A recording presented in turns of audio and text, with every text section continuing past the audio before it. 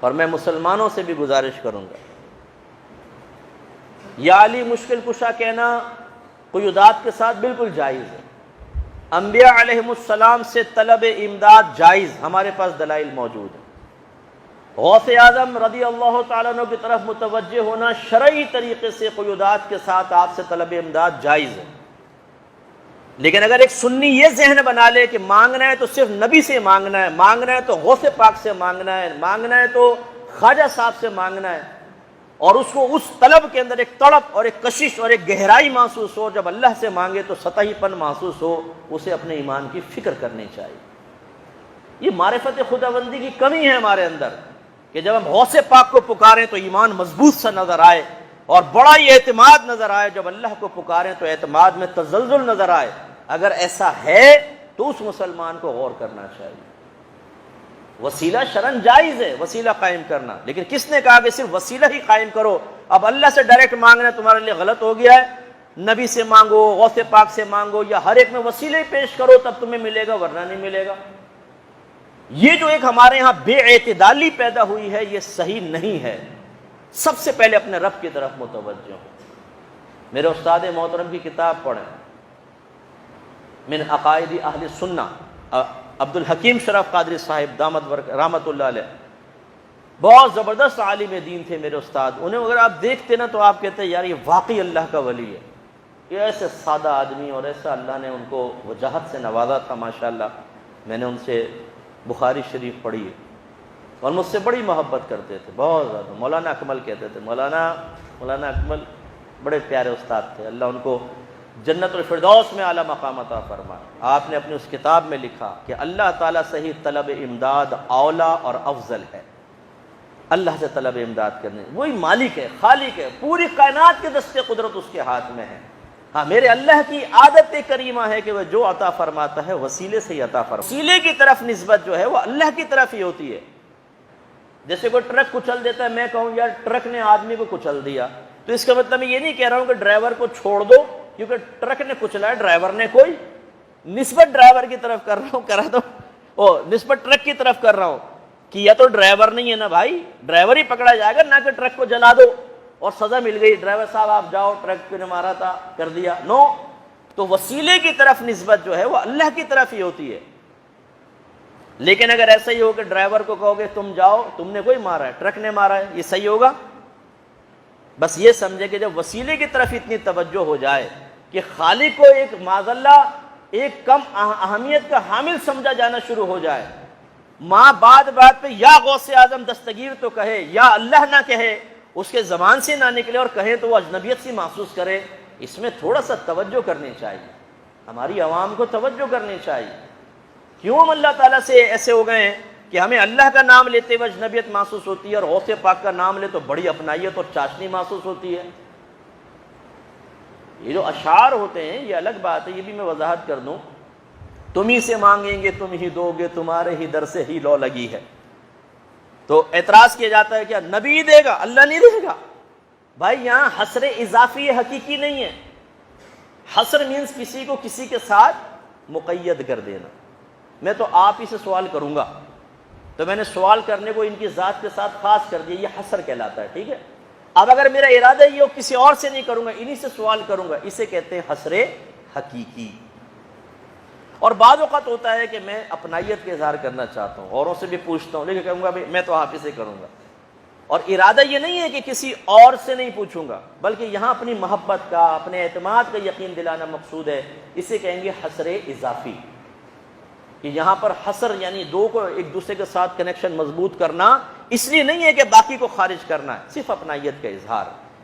تو ایسے یہ نعتوں کے اندر ہوتا ہے کہ تم ہی سے مانگیں گے تم ہی دو گے، یعنی اللہ سے نہیں مانگیں گے اور اللہ نہیں دے گا تم ہی دو گے، یہ مقصد تو کسی مسلمان کا نہیں ہو سکتا۔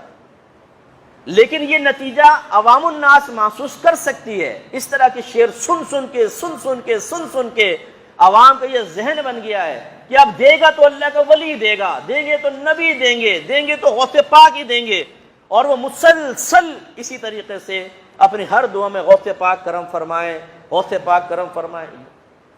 ہمیں یہ عوام کو سمجھانا کہ بہت سی چیزیں حد اعتدال میں بالکل جائز ہوتی ہیں، لیکن جب آپ اعتدال کو پھلانگ کے تھوڑے آگے بڑھتے ہیں تو اس میں بعض اوقات نقصان ہو سکتا ہے کہ آپ کی آنے والی نسلوں کو وہ معرفت حاصل نہیں ہوگی جس معرفت کے ساتھ آپ نے دونوں چیزوں میں فرق کر کے اور آپ چل رہے ہیں.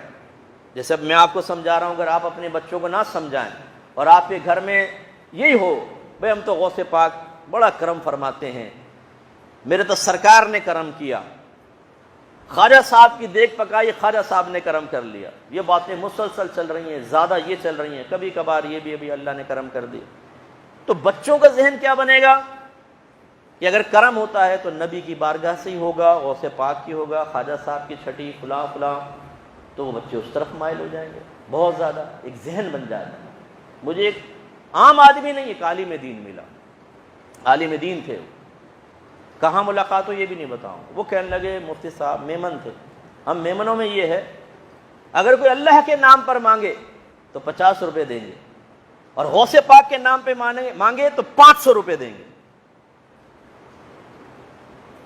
بڑی بات. اب میں اس کو غلط نہیں کہہ رہا ہوں، میں نے ان سے بحث بھی نہیں کی. یہ وجہ فرق کیوں ہے بتائیے، کیوں ہے وجہ فرق؟ غوث پاک کو بھی اگر مقام غوثیت حاصل ہوئی تو میرے رب کا کرم ہے، اللہ تعالیٰ نہ چاہے تو نہیں. آپ حضرت کو غوث کہہ کے چپڑ جائیں گے کہ حضور ہماری حاجات پوری کریں، کیونکہ حضرت مقام غوثیت پر نہیں ہے نا. اس کا مطلب ہے غوث ہوگا تو وہ غوث اللہ نے بنایا، ان کو مقام مرتبہ دیا. لیکن آپ اس انداز سے چیز کو بیان کر رہے ہیں کہ جس میں غوث پاک سے اظہار عقیدت تو ہے لیکن تقابل میں اللہ کا ذکر کر رہے ہیں. اس تقابل سے عام ذہن کیا نتیجہ مرتب کرے گا مجھے بتائیے. میں اس کا بھی مخالف، اور میں نے کئی جگہ جلسوں کے اندر برملا ٹوکا ہے اور کویسچن کیا ہے نقیب محفل سے. نعرہ تکبیر میں ایک ہاتھ اٹھاؤ، نعرہ رسالت میں 2 ہاتھ اٹھاؤ. کیوں؟ میں نے ایک نقیب محفل سے کہا، میں نے کہا کیوں اللہ کے نام پر 1 ہاتھ اور غوث سرکار کے نام پر 2 ہاتھ کیوں؟ مجھے سمجھاؤ کیا ہے اس کے پیچھے لاجک، کیا کہنا چاہتے ہو؟ اس سے عوام کیا نتیجہ مرتب کرے گی مجھے یہ بتاؤ کہ اللہ کے لیے 1 ہاتھ اٹھاؤ، نبی کے لیے 2 ہاتھ اٹھاؤ، کیا نتیجہ مرتب کرے گی؟ میں آپ پہ چھوڑ دیتا ہوں، آپ خود ہی غور کریں. میں اس پہ ناجائز حرام کا حکم نہیں دے رہا ہوں، میں کہہ رہا ہوں اس سے عوام کیا نتیجہ مرتب کرے گی وہ بتاؤ.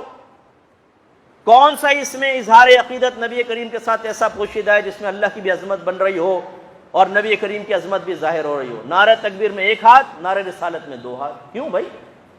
کس وجہ سے؟ اگر آپ کے ذہن میں کوئی سوچ ہے تو اسے عوام پر ایسا مسلط نہ کریں کہ عوام کے لیے امتحان بن جائے اور وہ معاذ اللہ ثم معاذ اللہ تعالیٰ کی حقارت کی نگاہ سے دیکھنا شروع کر دیں، ذہن میں حقارت پیدا ہو اور نبی کے لیے عظمت پیدا ہو. اور میں آپ کو چیلنج کرتا ہوں، آپ سے کویسچن کرتا ہوں، اگر نبی کریم کے سامنے کوئی کہتا کہ نعرہ تکبیر پہ 1 ہاتھ اٹھاؤ اور میرے نبی کے نعرے پہ 2 ہاتھ اٹھاؤ، بتائیں آپ کے نبی کیا کہتے ہیں؟ دیانتداری سے سوچ کے مجھے بتائیں کیا کہتے ہیں آپ کے نبی؟ پسند کرتے اس بات کو؟ میں دلیل دیتا ہوں آپ کو. سرکار کو صحابہ کے پاس سے گزرے، وہ ہمارے نبی کو حضرت موسیٰ علیہ السلام پر فوقیت دے رہے تھے کہ ہمارے نبی کے کمالات زیادہ ہیں. سرکار نے ارشاد فرمایا، رک گئے سرکار، فرمایا مجھے موسیٰ پر فوقیت مت دو. اسی طرح ایک روایت میں کہ یونس علیہ السلام پر سرکار کو فوقیت دے رہے تھے، سرکار نے فرمایا مجھے یونس پر فوقیت مت دو. اس کی شرح کیا ہے؟ شرح میں لکھا تھا کہ انداز کچھ ایسا تھا کہ نبی کے کمالات بیان ہو رہے تھے اور موسیٰ علیہ السلام کے لیے کچھ تحقیر کا سا پہلو نکل رہا تھا، لہذا نبی کریم نے اس کو منع فرمایا کہ مجھے اس انداز سے فوقیت نہ دو کہ کسی نبی کے لیے تحقیر کا پہلو نکلے. ورنہ میرے آقا نے خود فرمایا انا سید الاولین والآخرین، میں پہلوں کا بھی سردار ہوں، میں بعد والوں کا بھی سردار ہوں. لیکن کیا کسی کے لیے تحقیر کا کوئی لفظ کہا سرکار نے؟ نہیں. یہ سرکار نے، کیونکہ صحابہ کرام قیامت تک کے لوگوں کے لیے ایک ذریعہ ہدایت تھے، ان کا ایک ایک عمل نوٹ کیا جانا تھا، اس کو فالو کیا جانا تھا. میرے آقا نے احتیاط بتائی اس طریقے سے ذکر نہ کریں میرا کہ کسی نبی کے لیے کوئی تحقیر کا پہلو نکلے، یہ سرکار نے منع فرمایا. تو اب ایسا کوئی طرز عمل کہ جس میں اللہ کے لیے کچھ حقارت کا سا پہلو نکلے اور نبی کے لیے فوقیت کا پہلو نکلے، یہ میرا ناقص ذہن ہے. اگر میں غلطی پر ہوں اللہ مجھے معاف فرمائے کہ یہ مناسب نہیں ہے. اور یہ جو ہے ہاتھ اٹھانے والا، اگر آپ کے سامنے بھی کہے اس سے کہیں بھائی خدا کے واسطے کچھ بتاؤ اس میں لاجک کیا پوشیدہ تھی وہ آپ بتا دیجئے، تاکہ اس لاجک کا پھر تجزیہ کیا جائے کہ بھئی واقعی اس میں ایمانی گہرائی کتنی پوشیدہ ہے، اس کے اعتبار سے پھر خاص طور پہ ہم جیسا آدمی اپنی اصلاح کر لے۔